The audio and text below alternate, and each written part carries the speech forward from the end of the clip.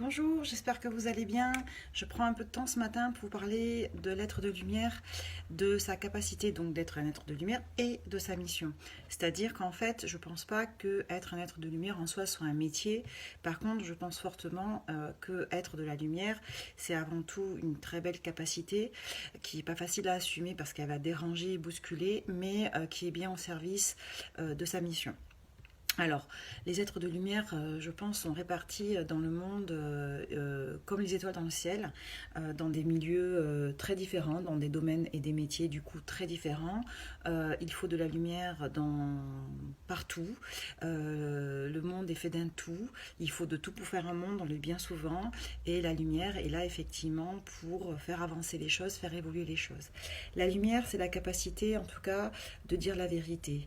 Et dire la vérité, c'est surtout la capacité de revenir à la réalité. Donc, non pas ce qu'on aimerait, non pas ce qu'aimeraient les autres, mais ce qui est vraiment ici et maintenant, factuellement. C'est-à-dire qu'en fait, c'est la capacité de voir ce qui est, donc la réalité, sans la déformer, sans la dénaturer, brute. Ça, c'est important, je pense, de comprendre, en tout cas à mon sens, ce que ça veut dire être de la lumière. Donc, c'est relater quelque chose de factuel, que ça nous aille ou pas, que ça nous dérange ou pas, que ça nous arrange ou pas, que ce soit difficile ou pas, la vérité c'est toujours de nous faire amener à ce qui est. Et du coup, ce qui dérange dans l'être de lumière, c'est pas la lumière qui dérange, c'est ce retour à la réalité. Ça veut dire que souvent il y a un amalgame entre celui qui renvoie à la réalité, à la vérité, et celui qui la reçoit. Ça veut dire que on s'entendre dire que les êtres de lumière sont des êtres durs, cash, directs, qui dérange, qui bouscule.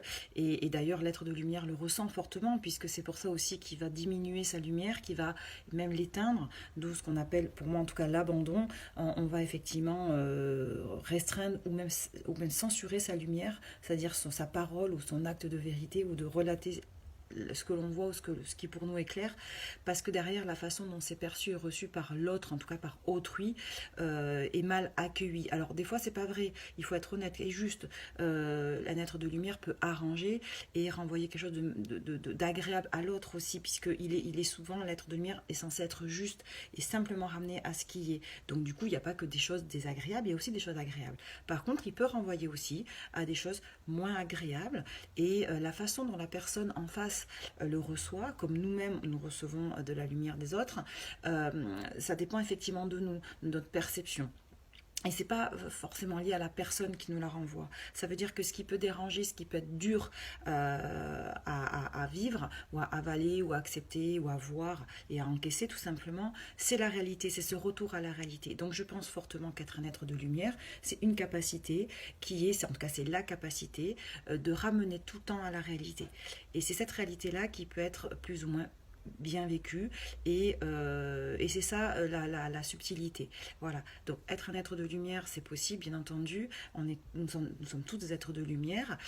Nous avons plus ou moins la capacité d'être au plus proche de la réalité. Ça c'est ça qui va être intéressant, et c'est ce que la vie propose à chacun de nous, effectivement, c'est d'être au plus proche de cette réalité et de ne pas perdre de vue justement la vérité. Donc, être un être de lumière, pour moi, c'est pas du tout être un être illuminé ou perché. Bien au contraire, c'est bien avoir les pieds sur terre. C'est ça l'intérêt. Et c'est justement ce qui est pénible de temps en temps, c'est de tout le temps, tout le temps, tout le temps voir la réalité. Mais pour un être de lumière, c'est pas fatigant et pénible parce que il voit toujours ce qui est. Et effectivement, il est direct, il est cash, il va directement à l'essentiel. Il ne voit pas pourquoi on n'appellerait pas un chat, puisque c'est comme ça. Il a du mal à détourner, à dénaturer ce qui est. C'est sa faculté. C'est pas facile à assumer, parce que c'est pas facile à assumer par rapport à ce que j'expliquais tout à l'heure, à la perception et à la façon dont l'autre accueille cette vérité. Donc l'être de lumière devra en tout cas apprendre à faire preuve de discernement, à se détacher de la réaction de l'autre qui ne lui appartient pas, et effectivement pour s'autoriser à incarner cette vérité. Oui, il dérange, oui, il arrange, oui, il ne laisse pas les autres insensibles, il va forcément souvent provoquer quelque chose chez l'autre, et ça ne va pas être neutre, et c'est ça aussi qui est particulièrement difficile à assumer. Ça s'apprend. Et voilà, donc être un être de lumière, la vraie question c'est de se demander qu'est-ce que c'est être de la lumière, surtout à quoi ça sert, c'est quoi la finalité. Ben moi je pense que ça permet de ramener tout le temps à la réalité. Voilà.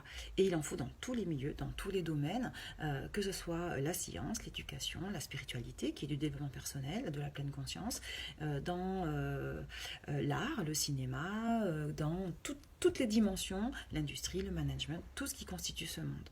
On a besoin de lumière pour avancer, pour grandir. Et on a besoin surtout d'être dans la réalité, puisque c'est la plus belle des guidances que la vie puisse nous offrir pour avancer. Je vous souhaite une bonne journée, je vous dis à bientôt. Au revoir.